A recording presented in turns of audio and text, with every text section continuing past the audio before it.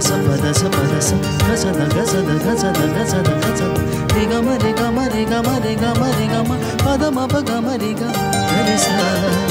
यीशु की वाणी जीवन ज्योति, यीशु की वाणी आत्मा शक्ति, यीशु की वाणी जीवन ज्योति, यीशु की वाणी आत्मा शक्ति।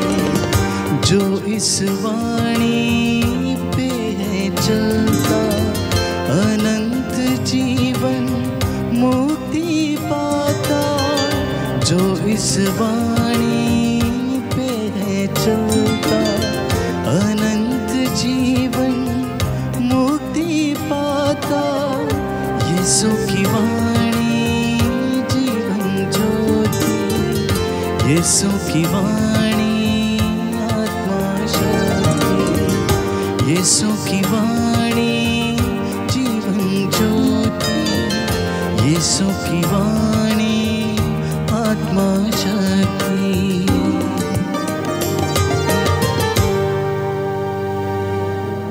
प्रियजनों, प्रभु ने आज का वचन दिया है और ये है पेतरुस का पहला पत्र अध्याय 2 पद संख्या 9। पेतरुस का पहला पत्र अध्याय 2 पद संख्या 9। और प्रभु का वचन ये कहता है कि आप लोग चुने हुए वंश, राजकीय याजक वर्ग, पवित्र राष्ट्र तथा ईश्वर की निजी प्रजा हैं। आप लोग कौन हैं? आप लोग कौन हैं? चुनी हुई प्रजा हैं, राजकीय याजक वर्ग हैं, आप लोग पवित्र राष्ट्र हैं, आप लोग ईश्वर की निजी प्रजा हैं, उसकी अपनी प्रजा हैं। दाहिना हाथ उठाकर इस बात को हम अंगीकार करेंगे कि प्रभु हमें इस प्रकार आज ढारस देना चाहता है।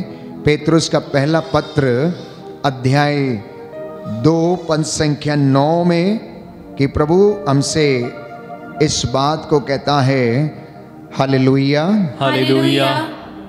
परंतु आप लोग चुने हुए वंश, राजकीय याजक वर्ग, पवित्र राष्ट्र तथा ईश्वर की निजी प्रजा हैं, जिससे आप उसके महान कार्यों का बखान करें। Hallelujah hallelujah hallelujah hallelujah. कितनी सुंदर बात है। प्रभु आज आप लोगों को याद दिलाना चाहता है कि आप कोई साधारण लोग नहीं हैं, आप पवित्र किए गए लोग हैं, आप लोग चुने हुए लोग हैं, ईश्वर के द्वारा बुलाए गए लोग हैं।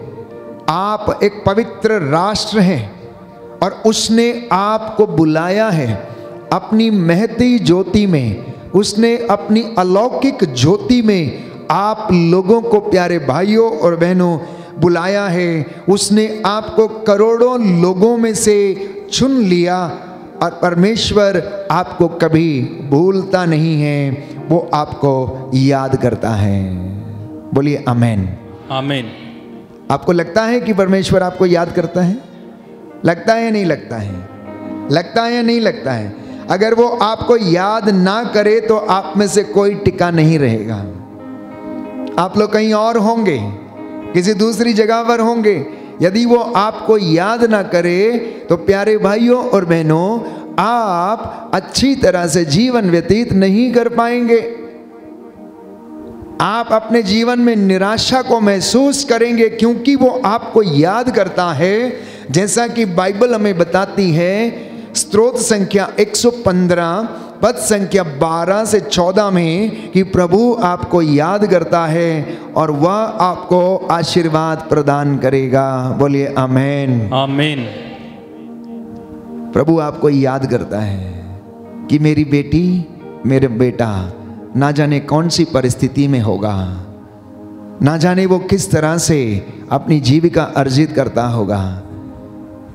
ठीक उस प्रकार से जैसे एक भेड़ खो जाती है और वो अपने आप को झाड़ियों में फंसा हुआ पाती है, उसी तरीके से जब प्रभु के लोग उससे दूर चले जाते हैं और इस संसार की दुनियावी चीज़ों में, भौतिक चीज़ों में खो जाते हैं और प्रभु को भूल जाते हैं, ऐसे समय में परमेश्वर आपको याद करता है और यही चाहता है कि उसके बेटे और बेटियां प्रायश्चित करें और उसके पास लौटकर चले आएं, क्योंकि वह श्रद्धालु भक्तों को आशीर्वाद प्रदान करेगा। किसे आशीर्वाद मिलेगा? जो उसकी भक्ति करता है, जो उसके पास लौटकर आता है, जो अपने चढ़ावे, प्रायश्चित के चढ़ावे लेकर प्रभु के पास आता है। इसलिए प्यारे भाइयों और बहनों, कभी भी ये बात मत भूलना कि प्रभु हमें याद नहीं करता। अगर वो हमें याद ना करे तो हमारा जीवन कष्ट में गुजरेगा, उसमें आनंद नहीं रहेगा। इसलिए योशुआ के ग्रंथ अध्याय 1 पद संख्या 9 में हम पढ़ते हैं, प्रभु का वचन ये कहता है, क्या मैंने तुमसे ये नहीं कहा कि दृढ़ बने रहो और ढारस रखो, तुम ना तो डरोगे और ना घबराओगे, क्योंकि तुम जहां कहीं भी जाओगे प्रभु तुम्हारा ईश्वर तुम्हारे साथ रहेगा। बोलिए आमीन। जहां कहीं भी जाओगे, जहां कहीं भी जाओगे वहां पर प्रभु तुम्हारा ईश्वर तुम्हारे साथ रहेगा, क्योंकि उसने आपको अपना कहा है, उसने आपको निजी प्रजा घोषित किया है। वो आपको ऐसे प्यार करता है जैसे एक माँ अपने बच्चे को प्यार करती है। प्यारे भाइयों और बहनों, इसलिए जो पिता अपने बच्चों को प्यार करता है वो उन्हें छड़ी लगाता है, वैसे ही परमेश्वर भी हमें छड़ी लगाता रहता है। कभी कभी दुख की भट्टी में हमें परखता रहता है, हमारे जीवन में कष्ट आने देता है, और ऐसी परिस्थिति में हमारे विश्वास की परख होती है। जब हम स्वस्थ रहते हैं तो शायद हम अपने स्वास्थ्य की उमंग में परमेश्वर की ओर नहीं आते, लेकिन जब दुख की भट्टी से होकर गुजरते हैं तो उस वक्त हम प्रभु के पास लौटते हैं और वो हम पर दया करता है। Hallelujah, hallelujah. यीशु की स्तुति हो, यीशु की यीशु को धन्यवाद, यीशु को धन्यवाद। हे प्रभु यीशु, हे प्रभु मैं यीशु, विश्वास करता हूँ, मैं विश्वास करता आप हूँ, सदा मेरे साथ रहते हैं। आप सदा मेरे साथ हैं। Hallelujah, hallelujah. मैं आपको धन्यवाद देता हूँ, मैं आपको धन्यवाद आपकी देता हूँ, आराधना करता हूँ, आपकी आराधना आपकी करता हूँ, महिमा गाता हूँ, आपकी महिमा गाता हूँ। हालेलुया। हालेलुया। यिर्मयाह नबी का ग्रंथ अध्याय 50 पद संख्या 4 से 5। ईश्वर हमें आशीषित करने से पहले दुख की भट्टी से होकर जाने देता है, और वह हमारे साथ ऐसा होने देता है जिससे कि हमारे जीवन की परख हो सके, हमारे विश्वास की परख हो सके, हमारे विचारों को शुद्धता मिले, हमारी आत्मा दृढ़ बन जाए और हमारा विश्वास परिपक्व हो जाए, क्योंकि मसीह ने भी ऐसा दुख सहा। इब्रानियों के पत्र अध्याय 5 पद संख्या 7 में हम पढ़ते हैं कि मसीह भी उस दुख की भट्टी से होकर गुजरा, उसने भी मेरे और आपके जैसे कष्टों को सहा, उसने भी हमारे पापों को अपने ऊपर उठाया, और प्यारे भाइयों और बहनों, हमारे गुनाहों की सलीब जो उसके कंधों पर लादी गई वो उस दुख की भट्टी से होकर गुजरा। उसके ऊपर कोड़े बरसाए गए, उसका चेहरा जिसे स्वर्गदूत देखने के लिए तरसते थे वो थूक और मार से इतना गंदा हो गया था कि यीशु पहचाना नहीं जाता था कि वास्तव में वो ईश्वर का पुत्र है। प्यारे भाइयों और बहनों, वो धनी था लेकिन मेरे और आपके लिए वो निर्धन बन गया, जिससे कि आप धनी बन जाएं, आप धनी बन जाएं, आप धर्मी ठहरें, आपका उद्धार हो जाए, आपका मुक्ति मिले। जानते हैं क्यों? क्योंकि वो हमसे प्रेम करता है, वो हमसे प्रेम करता है, क्योंकि उसने हमको चुना, उसने हमको अपनी निजी प्रजा ठहराया है। तो वो परमेश्वर जो है, जो था और जो आने वाला है, वही सर्वशक्तिमान परमेश्वर अब ये कहता है, आदि और अंत मैं हूं, अल्फा और ओमेगा मैं हूं। किसने ये कार्य किया? कहता है उसी ने जो प्रारंभ से मनुष्यों को बुलाता आया है, उसने ये काम मेरे और आपके परिवार में, जीवन में और इस संसार में ये आरंभ किया है। उसने हमें चुना है। कब से चुना है जानते हैं? भजन संहिता 90 पद संख्या 2, पर्वतों की सृष्टि के पहले, पृथ्वी और संसार की उत्पत्ति से पहले परमेश्वर विद्यमान था। अनादि और अनंत ईश्वर है और उसने सृष्टि के आरंभ से ही हमारे लिए योजना बनाई और हमें चुना और अपनी हथेली पर उसने अंकित किया और हमारे नाम उसने लिखे। बोलिए आमेन, आमेन, हालेलुया, हालेलुया। हे प्रभु यीशु, हे प्रभु यीशु, आपके इस प्रेम के लिए, आपके इस प्रेम के लिए, आपके बलिदान के लिए, आपके बलिदान के लिए मैं धन्यवाद देता हूँ। मैं धन्यवाद देता हूँ। Hallelujah, hallelujah, hallelujah, hallelujah. तो मुझे और आपको बचाने के लिए, प्रेम करने के लिए उसने मनुष्य का रूप धारण किया। वो इमैनुअल बना, जिसका अर्थ है ईश्वर हमारे साथ है, और आज भी है, हमेशा रहता है जब हम उसके नजदीक रहते हैं, और वो हमें आशीष प्रदान करता है। तो कुरिन्थियों के पहले पत्र अध्याय 3 पद संख्या 16 में हम पढ़ते हैं कि प्रभु का वचन हमें कहता है कि क्या आप लोग नहीं जानते कि तुम्हारा शरीर ईश्वर का मंदिर है, ईश्वर का आत्मा आप में निवास करता है, और यदि कोई ईश्वर का मंदिर नष्ट करेगा तो ईश्वर उसे नष्ट करेगा, क्योंकि ईश्वर का मंदिर पवित्र है और वो मंदिर आप लोग हैं। इसलिए मैंने कहा आप चुने हुए लोग हैं, आप पवित्र किए गए लोग हैं, आप ईश्वर की निजी प्रजा हैं, आप ईश्वर के मंदिर हैं। इसे कोई नष्ट करेगा तो प्रभु कहता है मैं उसे भी नष्ट कर दूंगा, क्योंकि ये मंदिर पवित्र मंदिर है। इसलिए प्यारे भाइयों और बहनों, हम घबराएं ना, प्रभु को समर्पित हो जाएं। और भजन संहिता 46 पद संख्या 1 से 3 में हम पढ़ते हैं कि ईश्वर हमारा आश्रय है, वही हमारा सामर्थ्य है, और वह संकट में हमारा सहचर है, इसलिए हम नहीं डरते। हर मसीह की जुबान पर यह वचन होना चाहिए कि ईश्वर तू मेरा सामर्थ्य है, तू जो कुछ करता है अच्छा करता है, तू ही मेरा सहचर है, तू मेरा चरवाहा है जो मेरे देखते देखते मेरे मेज सजाता और मेरा प्याला लबालब भर देता है, तू मेरे हृदय की थाह लेता है, तू मेरा गढ़ है, तू मेरी ढाल है, तू मेरा आश्रय है। मैं कहाँ जाकर अपने आप को छिपाऊं। अगर एक विश्वासी के जीवन में, एक भक्त के जीवन में ऐसी उत्साह भरी बातें हैं तो प्यारे भाइयों और बहनों, आप उसका सानिध्य हर जगह, हर पल, हर क्षण महसूस करेंगे। आप कभी भी अपने आप को अकेला नहीं समझेंगे, क्योंकि प्रभु आपको प्रेम करता है। दाहिना हाथ उठाकर वचन दोहराएंगे, हालेलुया, हालेलुया। भजन संहिता 46 भजन संहिता 46 पद संख्या 1 से 3। पद संख्या 1 से 3। ईश्वर हमारा आश्रय और सामर्थ्य है, ईश्वर हमारा सामर्थ्य और आश्रय है, वह संकट में हमारा सहचर है, वह संकट में हमारा इसलिए हम नहीं डरते, इसलिए हम नहीं डरते। Hallelujah, hallelujah. प्रभु कहता है, प्रभु कहता है, डरो मत, डरो मैं मत, सदा तुम्हारे साथ हूँ, मैं सदा तुम्हारे साथ, मैं तुम्हारा ईश्वर हूँ, मैं तुम्हारा ईश्वर मैं तुम्हें शक्ति प्रदान कर, मैं तुम्हें शक्ति प्रदान तुम्हारी कर, सहायता करता हूँ, तुम्हारी सहायता करता हूँ, अपने दाहिने हाथ से अपने दाहिने हाथ तुम्हें से संभालता हूँ, तुम्हें संभालता। Hallelujah, hallelujah. इन वचनों को हम सुन रहे हैं। क्यों प्रभु आपसे ये कहना चाहता है?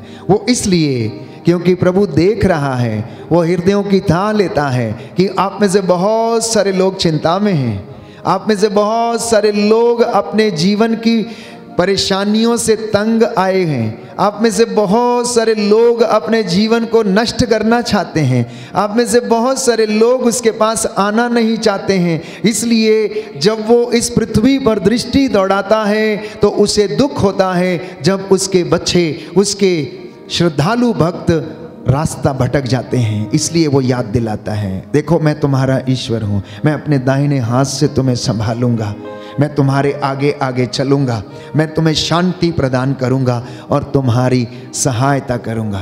एक विश्वासी के जीवन में, एक भक्त के जीवन में इस प्रकार का विश्वास जागृत रहना चाहिए। हर पल, हर घड़ी, हर क्षण ये एक रिश्ता है परमेश्वर से मिलना। प्यारे भाइयों और बहनों, मैं कई मर्तबा आपसे कहा है, कई लोग जो मंदिर में जाना नहीं चाहते, गिरजा जाना नहीं चाहते, प्रभु की हुजूरी में आना नहीं चाहते, कुछ क्षण के लिए आ जाइए, कम से कम प्रभु को आप लोगों को देखने दीजिए। अगर वो आपकी ओर देख भी लेगा तो आप पर तरस खाएगा और आपको छंगा करेगा, आपकी हड्डियों को आराम देगा। क्योंकि बाइबल हमें कहती है प्यारे भाइयों और बहनों, विधि विवरण ग्रंथ अध्याय 31 पद संख्या 6 से 8 में कि प्रभु तुम्हारे आगे आगे चलेगा। कितने परिवार हैं जो टूट चुके हैं, शायद उन्हें इस वचन पर भरोसा नहीं था। कितने बच्चे हैं जो अपने जीवन से भटक गए हैं। कितने नौजवान युवक और युवतियां हैं जो अपना रास्ता पकड़कर चल गए हैं और शैतानी बंधनों में फंसे हुए हैं, इस संसार की भौतिकता में खोए हुए हैं, ड्रग्स, नशे और अनेक प्रकार के गलत संबंधों में जकड़े हुए हैं, क्योंकि वे भूल गए कि उनका यहोवा परमेश्वर उनके आगे आगे चलता है। दाहिना हाथ उठाकर इस वचन को अंगीकार करें। Hallelujah, hallelujah. प्रभु कहता है विधि विवरण ग्रंथ अध्याय 31 पद संख्या 6 से 8 प्रभु तुम्हारे आगे आगे चलेगा, प्रभु तुम्हारे आगे आगे तुम्हारे साथ रहेगा, तुम्हें नहीं छोड़ेगा, भयभीत ना हो, मत डरो। Hallelujah, hallelujah. तो जिन्हें जिंदगी से डर लगता है, बीमारियों से डर लगता है, जिन्हें कष्टों से डर लगता है, जो आर्थिक तंगी से परेशान हो चुके हैं, अपने जीवन को समाप्त करना चाहते हैं, ढारस रखें। प्रभु कहता है उपयुक्त समय आने पर मैं सब कुछ पूरा कर दूंगा। अभी समय नहीं आया है, जब समय आएगा तो मैं इन सारी बातों को पूरा कर दूंगा तुम्हारे जीवन में। और यीशु आज आपसे ये कह रहे हैं कि मैंने आप लोगों को आशीषित करने की योजना बनाई है। हर व्यक्ति के लिए प्लान है, हर व्यक्ति के लिए। जिसकी जितनी बड़ी झोली है उसमें उतना समाता है। अपनी झोली बड़ी करिए और उसमें उतनी आशीष आएगी। ज़्यादा त्याग करते जाइए, उतना ज़्यादा वरदान मिलते जाएंगे, उतनी ज़्यादा अनॉइंटिंग आती जाएगी। परमेश्वर की हुजूरी में बैठना शुरू कर दें, प्रभु के नाम को जपना शुरू कर दें, पवित्रताई में रहना शुरू कर दें और प्रभु आपकी आंखों के सामने चमत्कार करता जाएगा। और ऐसा ही हुआ योशुआ के ग्रंथ में जब हम पढ़ते हैं कि योशुआ ने लोगों से कहा, अध्याय 3 पद संख्या 5 में योशुआ ने लोगों से कहा अपने को पवित्र बनाए रखो, क्योंकि कल प्रभु तुम्हारी आंखों के सामने चमत्कार करेगा। बोलिए आमीन, आमीन, हालेलुया, हालेलुया। हे प्रभु यीशु, मेरे जीवन में विश्वास का वरदान, विनम्रता का वरदान, पवित्रता का वरदान प्रदान कीजिए, जिससे कि मैं आपके चमत्कारों को देख सकूं।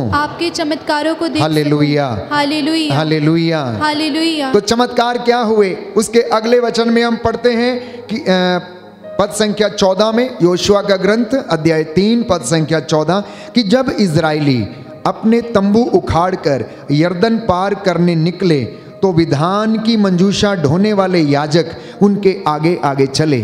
ज्यों ही मंजूषा ढोने वाले याजकों ने यरदन के पास जाकर पानी में पैर रखा, कटने के समय यरदन का पानी उमड़कर तट पर फैल जाता है, त्यों ही ऊपर से बहने वाला पानी थम गया और सारतान के निकटवर्ती आदाम नगर तक ठोस पुंज के जैसा बन गया।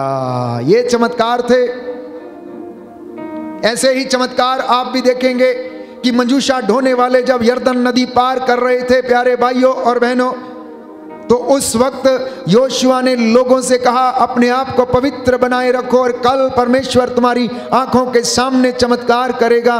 और ये चमत्कार हुआ, यरदन का पानी सूख गया और उन्होंने यरदन को पार किया। प्यारे भाइयों और बहनों, ऐसा ही आपके परिवार में भी करेगा, बशर्ते कि आप आज निर्णय करें कि मैं और मेरी पत्नी, हम दंपति अपने बच्चों के साथ परमेश्वर की स्तुति करेंगे, आराधना करेंगे, सेवा करेंगे, दशमांश में पूरे रहेंगे, प्रार्थना में पूरे रहेंगे, उपवास में पूरे रहेंगे, प्रभु का दिन पवित्र रखेंगे, अपने शारीरिक जीवन को पवित्र रखेंगे, अपनी सोच और विचार को पवित्र रखेंगे, अपने बच्चों को अच्छी शिक्षा देंगे, इन्हें अच्छे संस्कारों में बढ़ाएंगे और आपके जीवन में प्यारे भाइयों और बहनों प्रभु चमत्कार करेगा। आपके बच्चे दुर्दिन नहीं देखेंगे। इसलिए कहीं ऐसा ना समझ लीजिए कि आपके बच्चे बहुत अच्छा कमाते हैं या अच्छा पैसा घर में लाते हैं तो बहुत अच्छा जीवन व्यतीत कर रहे होंगे, जरूरी नहीं है।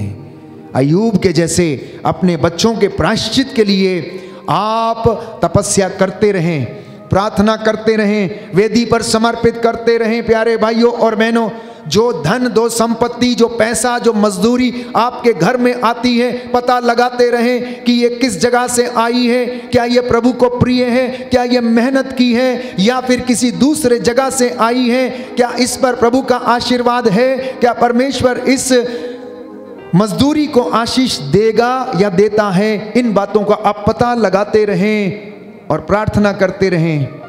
प्रभु कहता, वचन कहता है, संत पौलुस कहता, धोखे में ना रहें, धोखे में ना रहें। ये दिन बुरे हैं। धार्मिकता और पवित्रता दोनों साथ साथ चलती है। इब्राहिम धार्मिकता के कारण विश्वासी ठहरा था, इसलिए अगर कोई व्यक्ति धार्मिक है लेकिन पवित्र नहीं है तो ईश्वर के अभिषेक से वंचित रहेगा। और अगर कोई ये कहता है कि मैं पवित्र हूं लेकिन धार्मिकता के कार्य नहीं करता है तो वो भी अभिषेक से वंचित रहेगा। इसलिए हम मसीहों को, जो प्रभु का नाम धारण कर चुके हैं, उसके पीछे चलने वाले हैं, उसके अनुयायी हैं, इस बात को समझने की आवश्यकता है कि आप विशेष लोग हैं, आप पवित्र किए गए लोग हैं, ईश्वर की निजी प्रजा हैं। अपने पुराने जीवन को छोड़ें, पुराने जीवन को त्याग दें और प्रभु की महिमा करें, उसकी स्तुति करें, उसकी आराधना करें और अपने आप को पवित्र बनाए रखें। और तब प्रभु आपके सामने, प्यारे भाइयों और बहनों, चमत्कार करेगा। और चमत्कार ये हुआ कि यरीको की दीवार ढह गई। जब परमेश्वर ने उनसे कहा कि तुम यरीको के चारों ओर 7 दिन तक लगातार चक्कर लगाओगे, प्रभु उनके विश्वास की परख कर रहा था। प्रभु उनकी तपस्या को देखना चाहता था, प्रभु उनके दृढ़ संकल्प को देखना चाहता था और उसी के आधार पर वो उन्हें ब्लेस करना चाहता था। 7वें दिन 7 चक्कर लगाओगे और जब मैं तुम्हें आदेश दूंगा उस समय सब लोग कहेंगे हालेलुया, होसाना। और प्यारे भाइयों और बहनों, जैसे ही ये बात हुई, यरीको की दीवार ढह गई, यरीको की दीवार ढह गई, चमत्कार हो गया। इसलिए चमत्कार देखने हैं तो पवित्रता ही में रहना होगा, चमत्कार देखने हैं तो वचनों को पालन करना होगा, चमत्कार देखने हैं तो प्रभु की बातों को सुनना होगा, उन्हें एक्सेप्ट करना होगा, धारण करना होगा। और आप अपने घर में चमत्कार देखेंगे, अपने बच्चों के जीवन में, अपने जानवरों के जीवन में, अपने दफ्तरों में, अपनी मजदूरी में, अपनी दुकान में, अपने गैराज में, जहां कहीं भी आप काम करते हैं, आप प्रभु का आदर करें, वो आपका आदर करेगा। आप प्रभु पर श्रद्धा रखें, वो आपको ब्लेस करेगा। आप उसको खुश करें, वो आपको खुश रखेगा। आप उसे घर में आमंत्रित करें और वो आपको अपनी हजूरी में सदा सदा बना रहने देगा। बोलिए आमेन, हालेलुया। हे प्रभु यीशु, हे प्रभु यीशु, मैं इस वचन को ग्रहण करता हूँ, मैं इस वचन को ग्रहण करता हूँ। Hallelujah, hallelujah, hallelujah, hallelujah, hallelujah, hallelujah. तो परमेश्वर का वादा है अपनी चुनी हुई प्रजा के साथ। यशायाह नबी का ग्रंथ अध्याय 65 पद संख्या 23 से 24 कि अब ये लोग व्यर्थ परिश्रम नहीं करेंगे, इनकी संतानें अब खराब दिन नहीं देखेंगी, प्रभु का आशीर्वाद इन पर उतरेगा और इनके वंशजों पर बना रहेगा। आपके वंशजों पर, आपके वंशज मतलब नाती पोते और उनके बेटे और बेटियों पर बना रहेगा।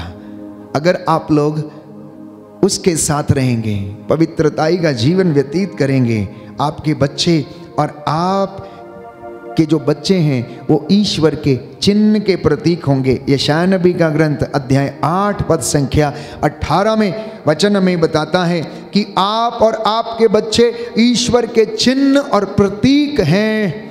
ये छोटे बच्चे जिन्हें आपको प्रभु ने सौंपा है, इन्हें शैतान से, उसके षड्यंत्रों से बचा कर रखना, क्योंकि आप लोग उसके बच्चे हैं, आपके ऊपर उसका अधिकार है। उसे अधिकार दें, अपने घर पर, अपने कमरे पर, अपनी मोटरसाइकिल पर, अपनी कलम पर, हर चीज पर उसे अधिकार दें, अपने मन, आत्मा, हृदय पर, और दूसरी आशीष वो आपको प्रदान करेगा। यशायाह नबी का ग्रंथ अध्याय 58 पद संख्या 11 में कि प्रभु निरंतर तुम्हारा पथ प्रदर्शन करता रहेगा। बोलिए आमेन, आमेन। हे पिता ईश्वर, हे पिता ईश्वर, मैं इस वचन को ग्रहण करता हूँ। मैं इस वचन को ग्रहण करता हूँ। Hallelujah, hallelujah. हे प्रभु यीशु, हे प्रभु मैं यीशु, विश्वास करता मैं हूँ विश्वास करता आप हूँ, मेरा पथ प्रदर्शन करेंगे। आप मेरा पथ प्रदर्शन करेंगे। Hallelujah, hallelujah, hallelujah, hallelujah. तो प्रभु कहता है कि वो तुम्हारा निरंतर पथ प्रदर्शन करेगा, तुम्हें मरुभूमि में तृप्त करेगा, तुम्हें शक्ति प्रदान करता रहेगा। तुम सींचे हुए बगानों की तरह बनोगे, जल स्रोत के सदृश, जिससे कभी धारा सूखती नहीं है। तुम्हारे घर ऐसे होंगे, तुम्हारा जीवन ऐसा होगा, तुम्हारा बिजनेस ऐसा होगा, बशर्ते कि तुम ईमानदार ठहरो। तुम ईमानदार ठहरो। आपकी आशीष वहां है जहां आपका परमेश्वर है। आपकी आशीष वहां है जहां आपका परमेश्वर है। और जहां आपका परमेश्वर है, प्यारे भाइयों और बहनों, उस जगह पर यदि आप मौजूद रहते हैं तो आपको अभिषेक से कोई वंचित नहीं कर सकता है।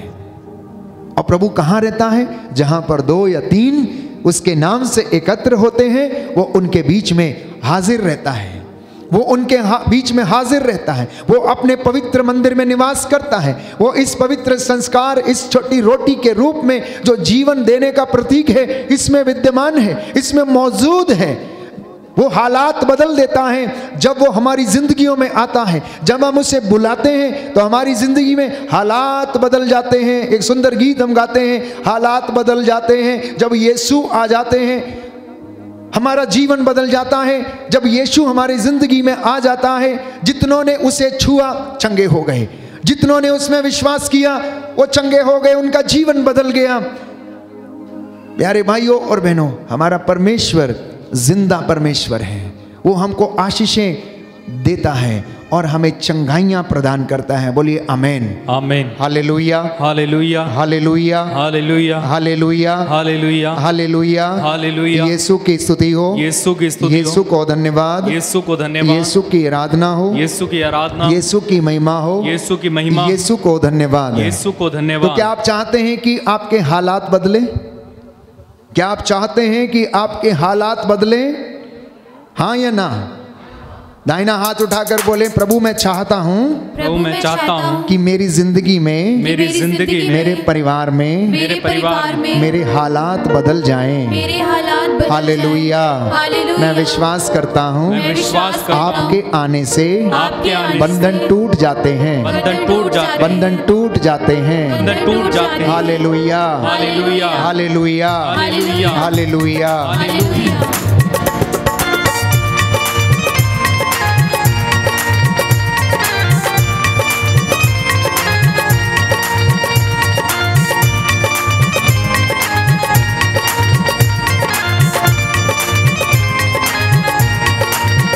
हालात बदल जाते हैं, हालात बदल जाते हैं, हालात बदल जाते हैं,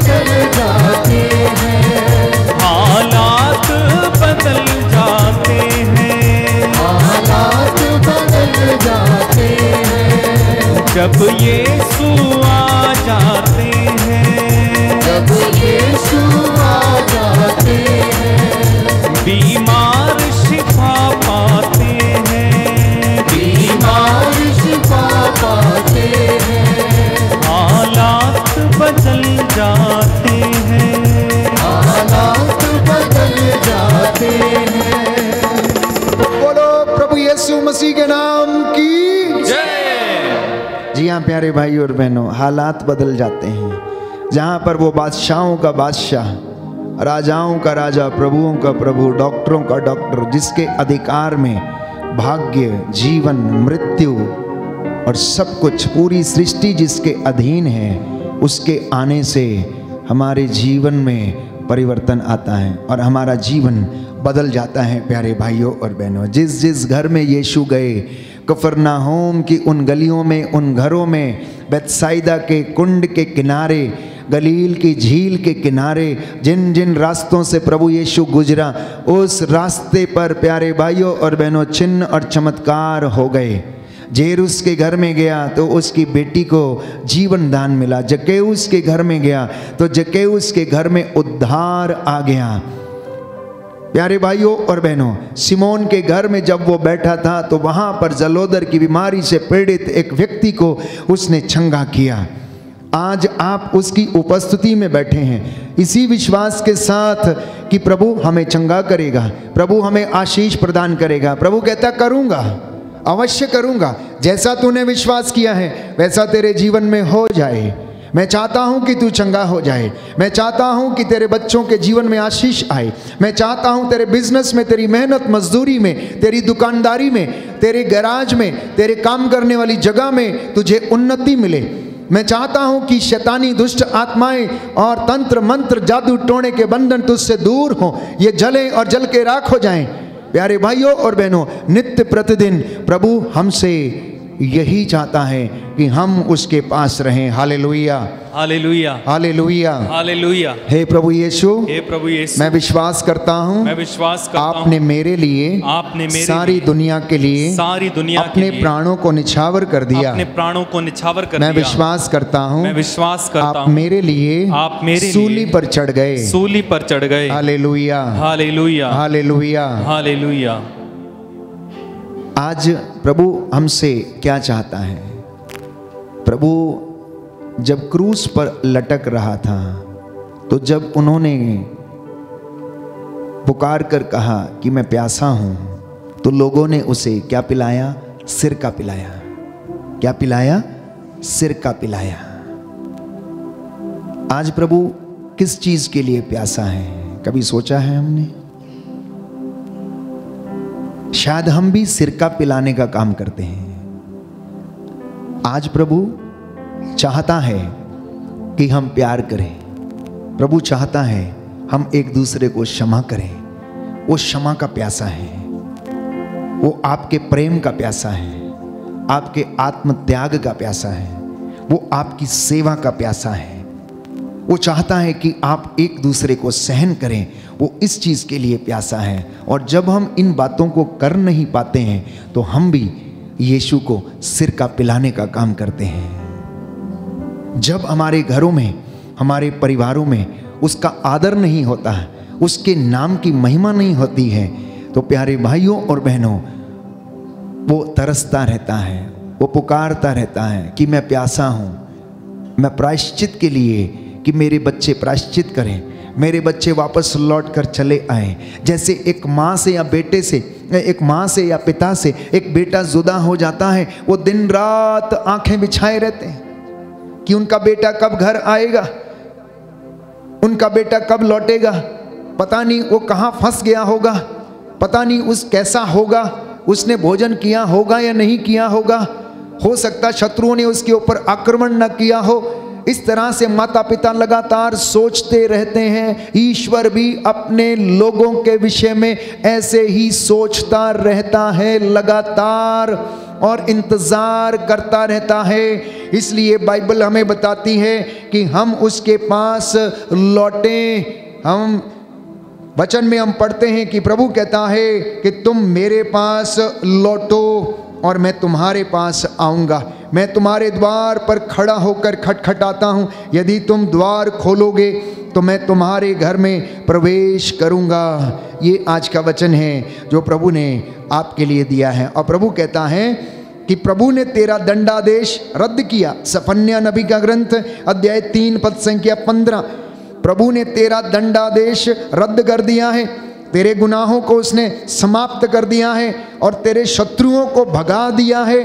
प्रभु तेरे बीच इज़राइल का राजा है, विपत्ति का डर तुझसे दूर हो गया है। उस दिन यरूशलेम से ये कहा जाएगा, सियोन डरना नहीं, हिम्मत नहीं हारना, तेरा प्रभु ईश्वर तेरे बीच है। आपका प्रभु ईश्वर आपके बीच में है, वो आपको प्रेम करता है, वो आपके घर में है, आपके खेत खलियानों में वो रहता है, क्योंकि ये उसका वादा है। कहता है वो विजयी योद्धा है, जिसने इस संसार पर फतह पाया है, जिसने मौत पर फतह पाया है, वो तेरे कारण आनंद मनाएगा। आप में से हर एक व्यक्ति के कारण वो आनंद मनाता है। परमेश्वर कभी नहीं चाहता कि आप में से किसी का सर्वनाश हो जाए। उसे दुख होता है जब एक पश्चातापी पापी लौटकर आना नहीं चाहता है, फिर से उसी रास्ते पर जाता, पाप में गिर जाता है, तो प्रभु दुखी होता है। लेकिन जब कोई प्रायश्चित करके निर्णय लेता है तो प्रभु हमारे कारण आनंद मनाता है। देखिए नबी क्या लिखता है कि विजयी योद्धा है, वह तेरे कारण आनंद मनाएगा और वह अपने प्रेम से तुझे नवजीवन प्रदान करेगा, नया जीवन प्रदान करेगा।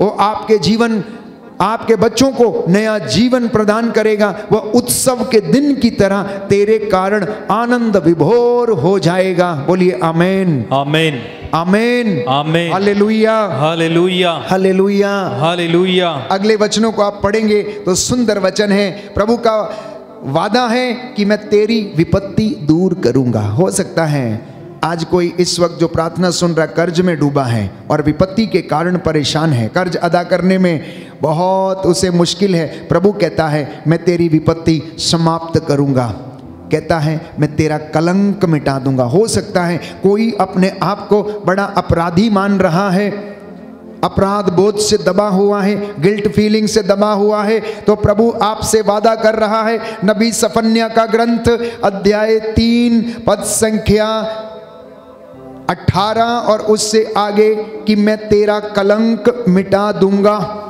हो सकता है कि आपके जीवन में निसंतानता का कलंक हो सकता है कि आपके जीवन में आपको अच्छा वर या वधू नहीं मिल रही है और लोग आपको ताने मारते हैं, कलंकित बोलते हैं। तो प्रभु कहता है अगर तू विश्वास करेगा या करेगी तो मेरी महिमा देखेगी और मैं तेरा कलंक मिटा दूंगा।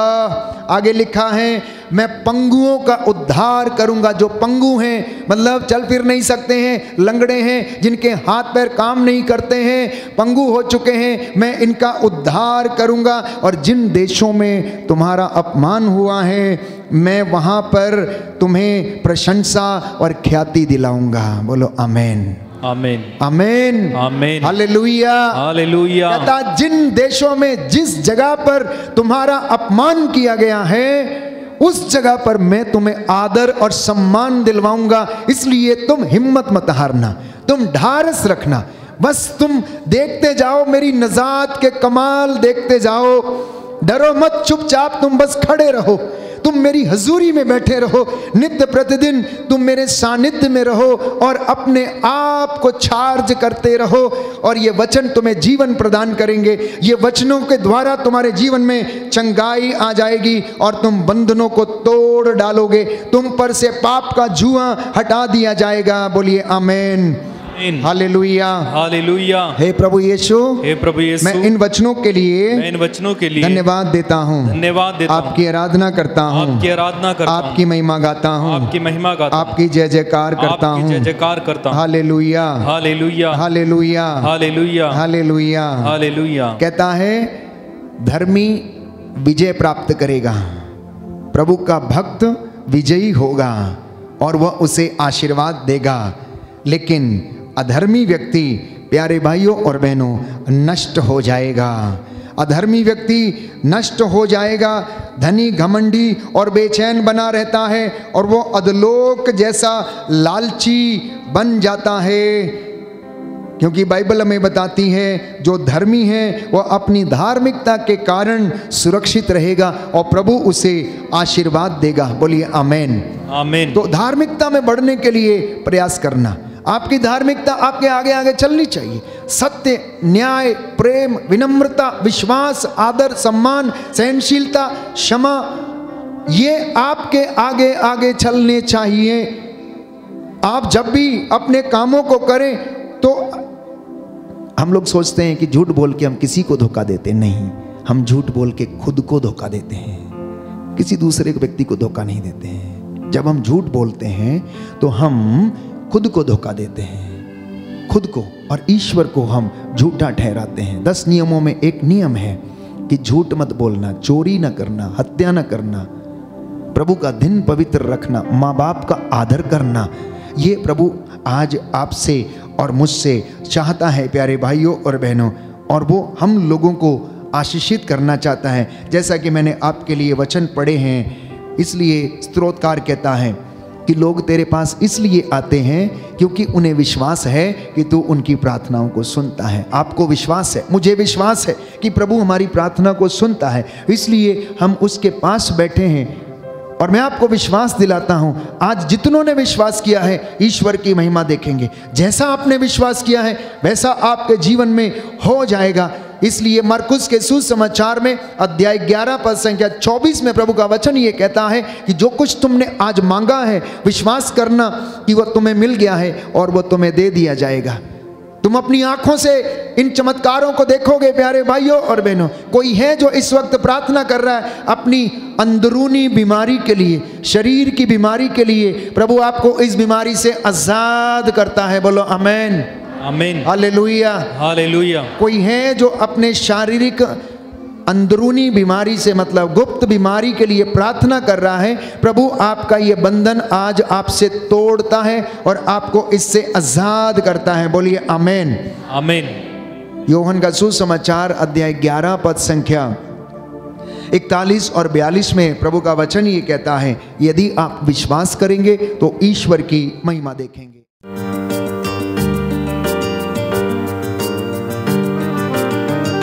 यीशु की वाणी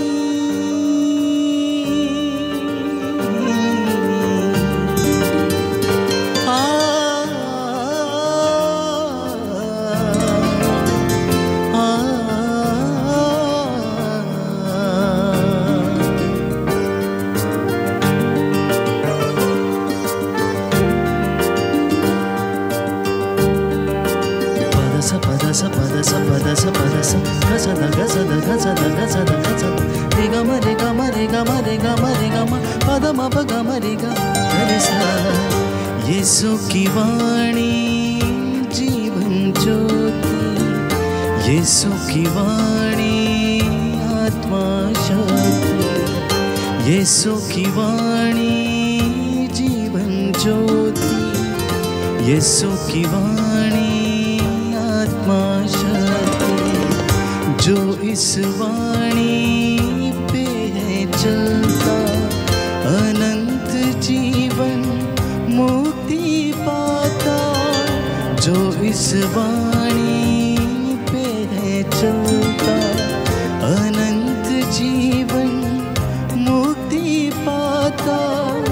यीशु की वाणी जीवन ज्योति, यीशु की वाणी आत्मा शक्ति, यीशु की वाणी जीवन ज्योति, यीशु की वाणी आत्मा शक्ति।